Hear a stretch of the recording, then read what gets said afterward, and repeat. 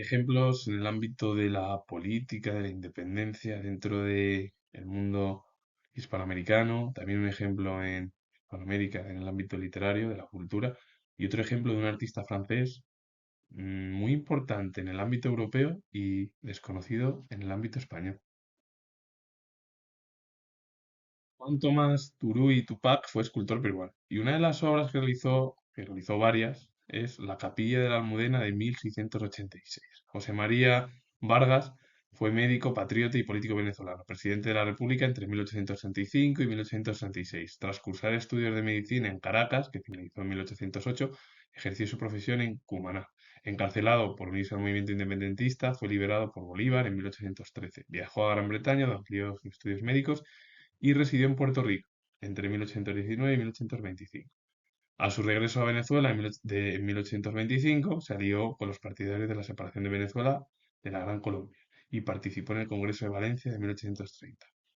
José María Vargas coincidió con el periodo justo de la independencia de las colonias de América con respecto a su metrópoli española, como también surgió con Brasil y Portugal. Todo el territorio de América del Sur se independizó.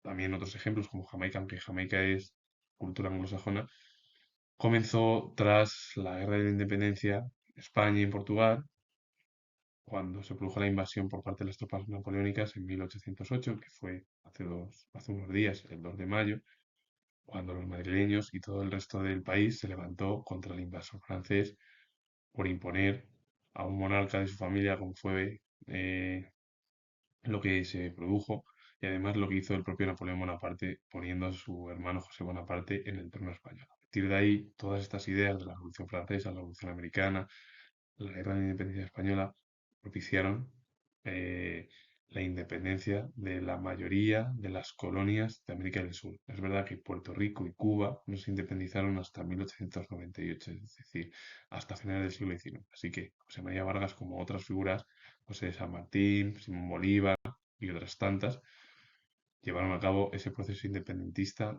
con respecto a España. Diego Bautista Urbaneja fue abogado, militar y político venezolano. Se licenció en Derecho Civil por la Universidad Real y Pontificia de Caracas. Como adepto a la causa republicana que era, se introdujo en los ambientes secesionistas para apoyar el movimiento de 1810 y se sumó a los esfuerzos de la Sociedad Patriótica de Caracas en pro de la independencia. José María Vargas, Diego Bautista y otras figuras, sobre todo las más destacadas que he nombrado en la anterior diapositiva, Simón Bolívar, José de San Martín y otras tantas, fueron los principales. Sobre todo, Simón Bolívar y José de San Martín fueron los principales líderes de la causa independentista de las colonias americanas con respecto a España en su lucha por independizarse de la metrópoli española. Muchos de ellos se acercaron o apoyaron esas causas de secesión con respecto a España. Y esto vino, pues, primero por como he explicado, la Revolución Americana, la Revolución Francesa, la Guerra de la Independencia Española, la Constitución de 1812 de España, que se la conoció como la PEPA porque se promulgó el 19 de marzo de ese mismo año, Día de San José. Y a partir de ahí, en 1810 también se realizaron las Cortes y todo ello fue casi la mecha que es lo que propició, pues, la independencia de la gran mayoría de las colonias de América del Sur.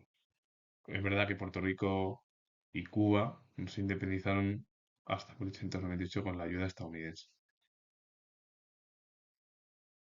Dejando atrás ejemplos del ámbito de la independencia y también de la edad moderna en Hispanoamérica, me centro ahora en la edad contemporánea europea con Jean Dubuffet, que fue artista francés, estudió pintura, pero se dedicó al comercio de vinos hasta 1942, año en el que emprendió con carácter definitivo la carrera artística. Desde entonces hasta su muerte se convirtió en uno de los artistas más innovadores del panorama mundial. Se vinculó su arte al art brut, tendencia que toma como referencia o tomó como referencia el arte popular, el arte de los niños, el de los enfermos mentales. Un hombre además que se vinculó dentro a ese arte, el art brut, que lo principal era el arte popular, el arte de los niños, el arte de los enfermos mentales y que fue uno de los principales artistas que al principio estuvo dedicado al comercio de vinos, pero a partir de ese mismo año, 1942, se dedicó ya a su carrera artística durante más de 40 años. Guillermo Blanco fue escritor chileno, con un estilo sencillo y fluido, de frases cortas y oportunamente reiterativo a veces, y una apreciable aptitud para el humor y la sátira. Sus relatos solían centrarse en sucesos y personajes cotidianos, de los que retrató con precisión los aspectos afectivos. Una de las obras es Gracia y el forastero de 1965, una historia de amores adolescentes. Un hombre que al final llevó a cabo pues, lo más sencillo, de forma reiterativa, siempre oportunamente, también apreciable su actitud en torno al humor, a la sátira, y luego se centró en verdad en sucesos, personajes cotidianos, en los que el propio autor retrataba ahí con precisión los aspectos afectivos. Bueno, pues al final hacía una especie de casi radiografía en sus obras de diversos personajes y su huella es muy importante no solo en Chile, sino también en todo el ámbito de Hispanoamérica. Así que con ello finalizo. Comentar que soy historiador y si os ha gustado este vídeo relacionado con la cultura y unos ejemplos también dentro del ámbito de la política y de la independencia en Hispanoamérica de principios del siglo XIX y también el ejemplo francés de dentro del arte.